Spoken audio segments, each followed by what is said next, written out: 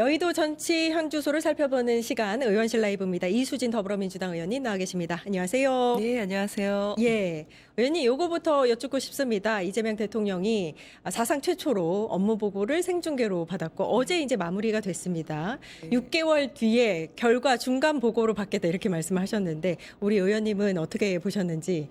네, 요새 국민들께서 넷플릭스보다 젠플릭스가 더 재밌다 이렇게 표현하실 정도로 아주 흥미진진하게 대통령의 업무 보고를 실시간 이제 보고받고 계시지 않습니까? 예. 대통령께서는 경기도지사, 성남시장 그리고 또 저희 당대표를 하시면서 그 탁월한 능력을 또 정치적 효능감, 실제 시민들에게 어떻게 시민들의 삶을 위해서 정치가 존재하는지 결국 이 권한이라는 게 시민들께서 위임해 주신 권한이다. 그렇기 때문에 이 권한을 잘 사용해야 된다. 이런 생각들을 담고 계셨기 때문에 이제 6개월 뒤에 업무 점검을 다시 하시겠다는 의지를 보여주신 거죠. 예. 예, 그냥 이번 한 번만 뭐 이제 넘어가자 이렇게 공직자들이 간혹 그런 생각하실 때가 있어요. 저희 국회에서 국감할 때도 예. 국감 그 시즌만 그 기간만 뭐 넘어가면 1년 편한 거 아닌가 이렇게 착각하시는 분들이 계신데 맞아요. 예. 대통령께서 6개월에 다시 업무 점검하겠다라는 의지를 피력한 거고 결국 보여주기식의 어떤 행정이 아니라 그런 정책의 효능감을 확실하게 보여주겠다라는 것. 윤석열 정권이 뭐 도어 스태핑도 하고 국민들께 보여주기식으로 뭔가 했는데 마음에 안 들면 안 해버리고 결국 국민들의 삶을 나락으로 떨어뜨렸지만 우리 이재명 대통령께서는 국민들의 삶을 한층 더 도약시키는 그런 업무 보고를 보여주신 것 같습니다. 예, 국감 말씀하시니까 정말 그렇네요. 국감 때 공무원들이 나와서 살펴보겠다, 다음엔 주의하겠다 하면은 다음 해 국감 때 똑같은 부분이 또 지적이 그렇죠. 되곤 하지 않습니까? 네, 맞습니다. 예, 이번 업무 보고를 6개월 후에 하겠다라는 것도 그 부분에 있어서는 또 효능감을 느낄 수 있는 부분인 것 같습니다. 내란 전담 재판부 설치법. 국회 문턱을 넘었는데 네네. 민주당 입장에서는 뭐 여러 차례 수정을 거듭했기 때문에 아쉬운 점이 조금 있으실 것 같습니다. 어떠세요? 뭐 잘 아시겠지만 결국은 윤석열이 풀려나는 것을 보면서 내란 외환 너무나 큰 죄를 지었죠. 사법부에 대한 불신이 우리 국민들께서는 팽배했습니다. 그리고 저렇게 큰 잘못을 저질렀는데 사법부가 어떤 역할도 하지 않고 또 조희대 재판부가 또 조희대 그 재판관은 의심을 받을 만한 행동들을 했죠. 그래서 확실하게 사법부가 그 권력 분립에 있어서 그런 모습을 보여줬어야 되는데 그러지 않은 모습을 보면서 국민들께서 불안해하셨고 결국은 내란 그 전담 재판부가 국회에서 논의가 되니까 뭐 예규를 만들겠다 하면서 약간 또 이상한 그렇죠. 행동들을 뒤늦게 예. 그런 행동들을 보여줬는데 저희가 아무래도 이제 좀 위헌적인 요소들이나 이제 이런 부분들은 좀 제거해야 좀 안정적으로 제도가 좀 정착이 될 것 같다 싶어요. 그래서 결국은 이제 가장 중요한 게 그 무작위 배정을 이제 결국은 판사회의에서 이제 결정하게끔 만든 부분들인데 아무래도 이제 그 중앙지검 지방법원이라든지 서울고등법원에서 이제 판사회의 그리고 또 사무분담위원회에서 전담 재판부를 구성하게 되는 거고 예. 거기에 200명, 300명 이렇게 그 많은 숫자의 판사들께서 결국 집단 지성을 발휘해서 일부가 작당을 하거나 앞에서는 공정한 것처럼 보이지만 뒤에서는 소수의 몇 명이 결정한 대로 움직이지 않게끔 하는 그래서 판사 회의에서 집단 지성을 통한 그런 결정들을 할 것이다. 저희는 좀 그런 기대를 하고 있고요.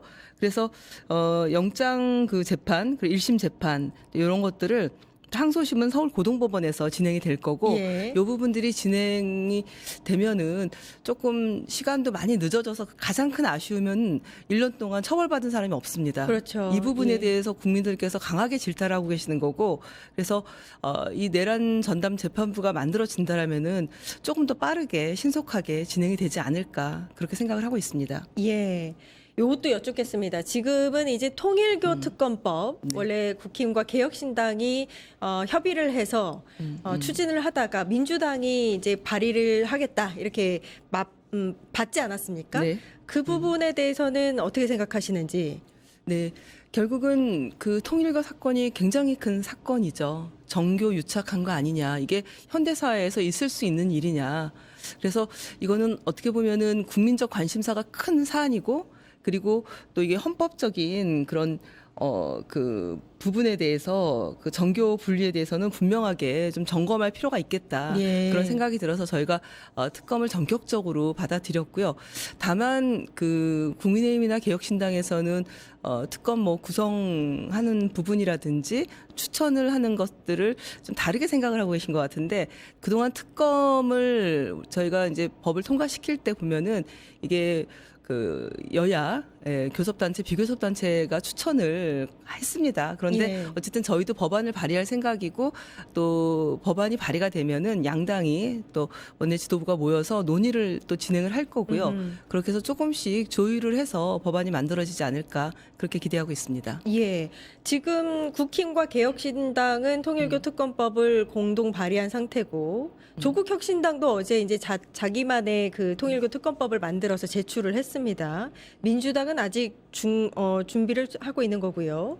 요 각각의 내용들이 보니까 이제 특검을 누가 추천하느냐에 좀 방점이 찍히는 것 같습니다. 민주당은 어떤 식으로 준비를 하고 있는지. 네, 민주당에서는 이제 방금 말씀드린 대로 특검을 추천하는 것은 그동안 관례적으로 교섭단체와 비교섭단체가 각각 추천하는 것으로 예. 그렇게 얘기를 했고, 일단 법안이 나와봐야 알겠지만 아마도 이제 거기에서 크게 다르지 않을 것이다라고 생각이 들고요. 다만 국힘과 개혁신당은 법원행정처에서 추천하게끔 하자, 이제 이런 의견을 갖고 있습니다. 그리고 또 조국혁신당은 비교섭단체 가 추천하는 게 맞지 않겠나. 서로 이게 그 교섭단체끼리 이견이 있으니 비교섭단체의 추천이 맞다. 이제 이렇게 각각 그 법안을 담고 있습니다. 그리고 이제 보니까 이게 또 하나의 쟁점이 수사 범위거든요. 예. 민주당 같은 경우는 국힘과 개혁신당은 민중기 특검을 포함하지 않는데 세상에 특검을 다시 특검하자라고 예. 이렇게 안에 넣는 법은 없습니다. 이게 물타기 작전이거든요, 소위. 예. 통일교 정교 유착의 문제를 명명백백하게 국민들의 의구심을 풀어줄 수 있도록 밝혀져야 되겠지만, 민중기 특검은 통일교 특검이 아니거든요. 그래서 관련이 없는 것들을 넣는 것은 민주당 입장에서는 반대를 하고 있고, 또 조국혁신당의 내용을 봤더니 이게 통일교 문제뿐만 아니라 종교단체가 뭐 신천지라든지 기타 그동안 그 좀 정교 유착된 당원 모집부터 시작해서 뭔가 이상한 부분들이 있지 않나.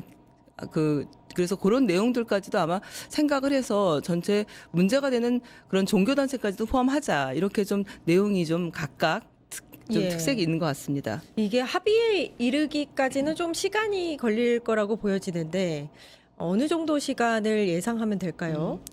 저희가 이제 곧 이제 연말이고 이제 사실은 12월 30일쯤에 본회의를 한 번 더 열면 좋겠다는 입장입니다. 예. 그리고 실제 지금 오늘까지 필리버스터가 있지 않았습니까? 예. 네, 그래서 저희 우원식 의장님이나 이하경 부의장님이 정말 고생 많이 하셨거든요. 옆에서 보기가 가슴이 아프더라고요. 예. 그 연세에 24시간 국회 본회의장을 지키고 계셨는데, 실제로 저희가 지금 가장 큰 문제는요, 민생 현안 입법을 여야가 합의한 법안들이 80여 건, 그리고 그 뒤에도 통과가 안 된 것들까지 합치면 200여 건이 됩니다.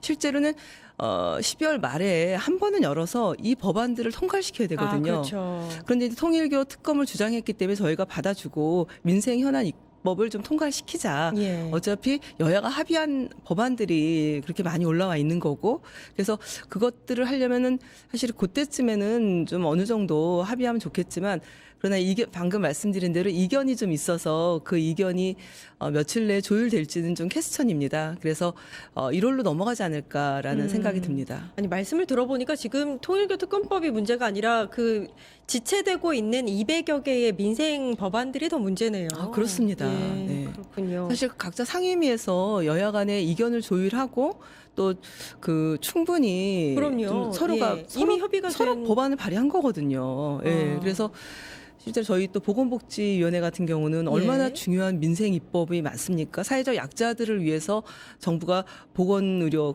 그리고 저희가 또 의대 증원으로 인한 예. 의료 대란으로 인해서 피해를 보신 환자라든지 많은 분들이 좀 제도를 개선해서 향후에는 이런 일이 생기지 않도록 했으면 좋겠다라고 그래서 지역의사제법이라든지 기타 이제 필수 의료 그 지원법이라든지 저희가 여러 가지 그 국민들께 꼭 필요한 법안들을 아하. 통과를 상임위에서 다 시켜서 올려 보냈거든요. 그런데 이제 그런 것들이 수십 건 지금 그 본회의에서 통과가 안 되고 있어서 굉장히 답답한 심정입니다. 그러시겠습니다. 예. 의원님께서 보건복지부에서 지금 이제 의료 대란으로 인한 여러 가지 문제점을 잘 살피고 계신데 그 중에서도 지난 2일에 본회의를 이미 통과한 지역의사법 요거 관련해서 대표 발의를 하셨기 때문에 네네. 한번 여쭙고 싶었습니다. 네. 법안의 취지, 예상되는 효과. 네, 그렇습니다. 일단 지역의사 제도라는 것은 저희가 의료 대란 때 의사 증언이 안 되면서 예. 실제로는 지금 저희가 법을 통과시켜서 의료 인력 추계 위원회에서 지금 얼마나 인력이 부족한지 의사 단체에서 과반수 이상 의원들을 추천해서 전문가들이 추계를 했고 그 결과가 이제 거의 나올 때가 됐는데요. 그러면 이제 앞으로 이제 그 지역의 의사가 굉장히 많이 부족하고 또 필수 의료 부분이 많이 어렵고 또 수익이 떨어지고 하니까 많은 분들이 그쪽에 진출을 좀 안 하시거든요.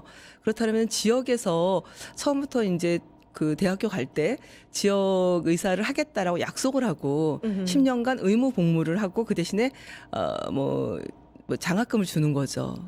그래서 기타 이제 학교 공부하면서 필요한 것들을 지원하고 10년간 그 지역에 가서 필수 의료에 관련된 그런 의무 복무를 하시고 그리고 또 전공이라든지 기타 이후에 의사로서 활동하시면서 다양한 이제 공부라든지 연구라든지 정부가 지원을 해주는 오. 그런 제도라서 실제로 지역 의사가 되기 위해서 결심을 하신 이제 예. 수험생들은 이제 처음부터 약속을 하고 가는 거기 때문에 그 전에 반대하실 때는 이게 위헌적인 요소가 있다 이렇게 얘기를 하셨는데 그런 위헌적인 요소들을 저희가 다 좀 정리를 좀 잘했습니다. 그래서 이번에는 크게 의사단체의 반발이나 반대 없이 여야가 잘 합의해서 저희 보건복지원에서 통과시켰고 이게 통과가 되면은 이 지역의사 제도라든지 이후에 또 공공의대법도 저희가 통과를 시킬 텐데 공공의대라든지 그리고 또 필수 의료를 지원하는 그런 특별 회계를 만들어서 그 기금을 통해서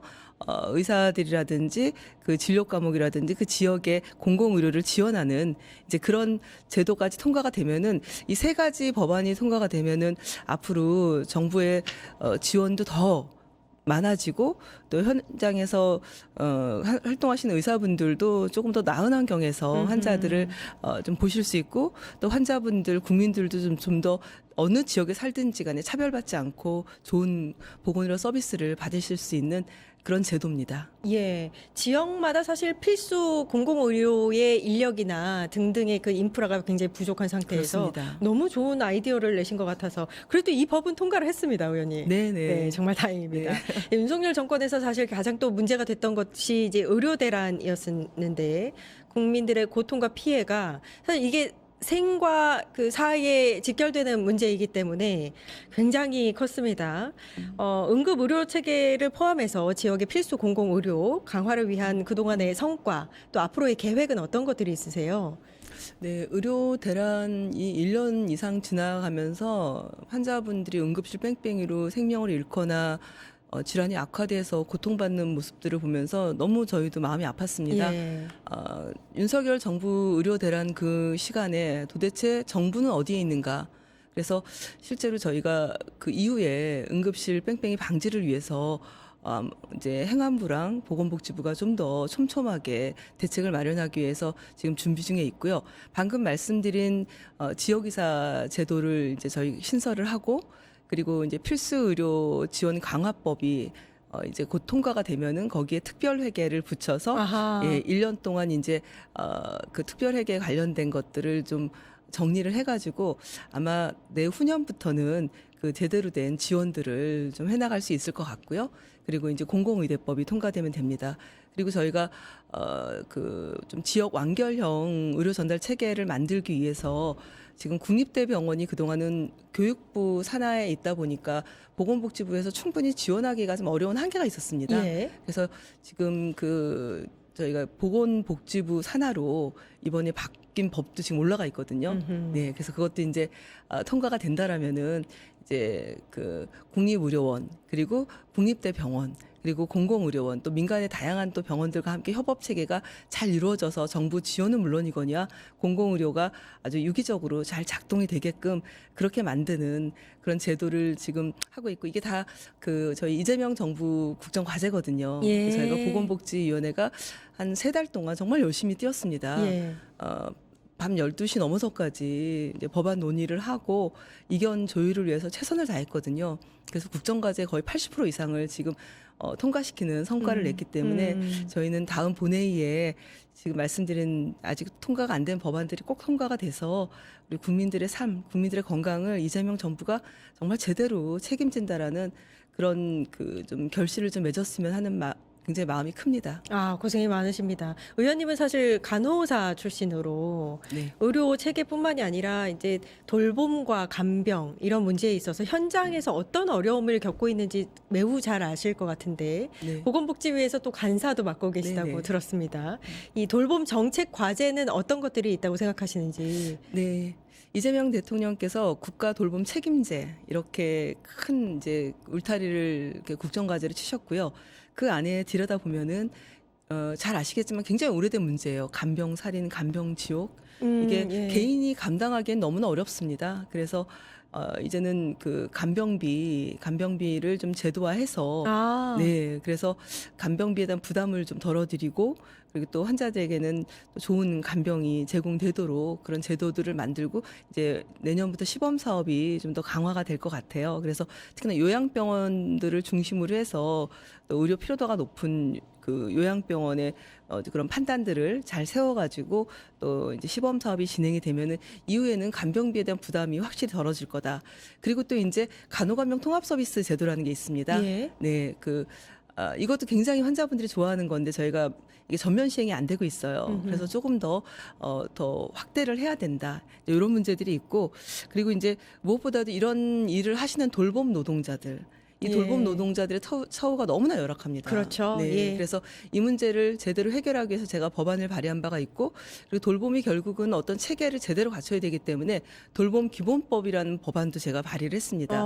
그래서 이재명 대통령이 국가 돌봄 책임제라고 말씀하셨는데 이 돌봄 기본법을 중심으로 해서 제대로 된 돌봄을 이제 정부가 국민들께 제공하겠다. 이 의지와 그다음에 효능감 이것들을 제대로 만들어내는 법안들을 지금 통과를 시켰거나 준비 중이거나 또 제도를 위해서 예산을 이번에 좀 많이 태웠습니다. 그리고 내년 3월에 통합돌봄법이 전면 시행이거든요. 예. 그래서 돌봄 요양 플러스 의료를 추가하는 겁니다. 그래서 병원에서 퇴원하신 분들이나 장애인이나 어르신들이나 누군가의 손길이 또 의료적인 재택의료센터를 통해서 이제 주기적으로 관리도 받으면서 다양한 돌봄 서비스를 본인이 살고 있는 집이나 지역사회에서 받을 수 있게 하는 거고 그 책임은 국가와 지방자치가 같이 짓는 거거든요. 그래서 이제 이렇게 다양한 돌봄 서비스 제도들이 지금 확충되고 있습니다. 아, 돌봄도 여러 가지 분야가 있다는 생각이 들고 그 여러 가지 분야를 굉장히 세밀하게 챙기고 계시는군요, 의원님께서. 네, 그렇습니다. 예. 이재명 대통령도 요양병원 간병비에 대해서 건보 적용을 단계적으로 추진하겠다 이렇게 이야기를 하신 것 같고 네네. 이 대통령의 공약이나 정책과 맞물려서 보건복지부에서 열심히 정책을 만들어가고 계시다라는 느낌이 듭니다. 근데 이 지역구가 이재명 대통령 어린 시절에 자랐던 성남 네. 중원인가요? 네네. 맞나요? 맞습니다. 예, 주민들 자부심이 상당할 것 같습니다. 상당합니다. 예. 우리가 대통령을 탄생시킨 곳이다. 그리고 이재명 대통령 소년공 시절에 예. 저희 중원구의 상대원동에 이제 산업단지 공단이 있거든요. 그 상대원 언덕을 엄마 손을 잡고 공장에 출근하던 그 길을 저희 시민들이 걷고 있고 그리고 또 대통령께서 이번 공약에 저희 중원구 관련된 공약도 다양하게 넣어주셨어요. 위례 3동선 예, 또 빨리 착공이 돼야 공단에 출퇴근하는 노동자들도 훨씬 수월할 거고 그리고 또 이제 뭐 저희가 오래된 그 원도심이기 때문에 이제 재개발 재건축 이슈라든지 그리고 오수관 그 하수도 문제도 사실 좀 심각합니다. 그래서 이런 음흠. 문제들도 정부의 지원 없이 하기는 좀 어려운 부분이 있어서 이제 이런 것들도 또 다 공약으로 또 함께 담아주셨기 때문에 시민들이 대통령이 된 이후에도 정말 굉장히 기대가 좀 크고 또 지금 뭐 여러 가지 모습 보여주시는 게 있잖아요. 너무 잘하고 그리고 계시잖아요. 또 성남시에서 이미 예. 주민들이 다 보신 거예요. 네. 아, 성남시장 시절에도. 그럼요. 아. 그래서 굉장히 그때도 효능감 있는 정책들 주민들에게 바로바로 피드백을 주는 그런 활동들을 하셨기 때문에 대부분은 엄청 기대가 큽니다. 아, 그러시군요. 그렇다면 이제 6개월도 남지 않은 지방선거. 네. 요 전략 있으십니까? 이길 거라고 확신하십니까?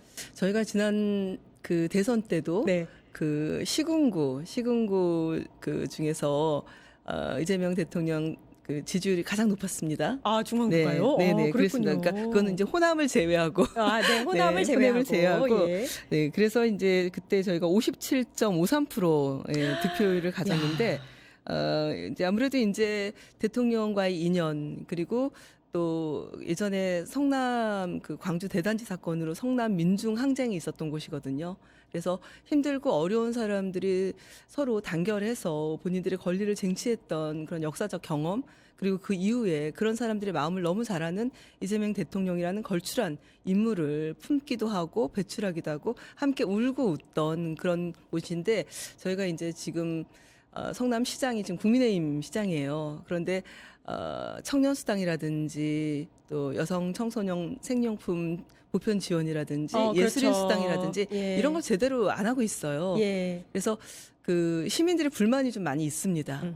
예, 경기도에서 내려오는 예산도 매칭을 안 하면은 지원이 안 되는데 성남시는 매칭을 안 하고 그래서 결국은 너무 그 행정은 좀 정치와 다른 영역인데 예. 시민들이 필요로 하는 것들 하지 않은 것들에 대한 불만들 이런 것들이 상당하기 때문에 저희는 이번에 그 아무것도 안 하면 아무것도 일어나지 않겠죠. 음흠. 네, 그런 모습은 성남 시민들이 원하는 게 아니거든요. 예. 무엇이든지 시민들을 위해서 열심히 뛰는 그런 시장 그리고 그런 정치인들을 굉장히 목말라하고 있기 때문에 저희 성남은 가지고 있는 그 뜨거운 열정으로 이번에 자잘못을 분명하게 판단하고 평가해서 지방선거를 잘 치르지 않을까 그렇게 생각합니다. 아니 대선에서 이미 57.53이면 사실 엄청 높은 득표율인데 보통은 대선 이후에 다음 선거 지선에서 이걸 뛰어넘어야 된다 보통 이렇게 목표를 잡거든요. 하실 수 있을까? 열심히 걱정이 뛰셔야 좀 되겠- 많습니다. 예, 네, 잘해야 열심히 되는데. 뛰셔야 될 것 같습니다. 예, 김현정님께서 항상 자랑스럽고 감사하게 생각하고 있습니다. 이렇게 남겨주셨습니다. 김현정님 감사합니다. 예, 의원실 라이브 이수진 더불어민주당 의원님과 함께했습니다. 감사합니다. 네, 고맙습니다.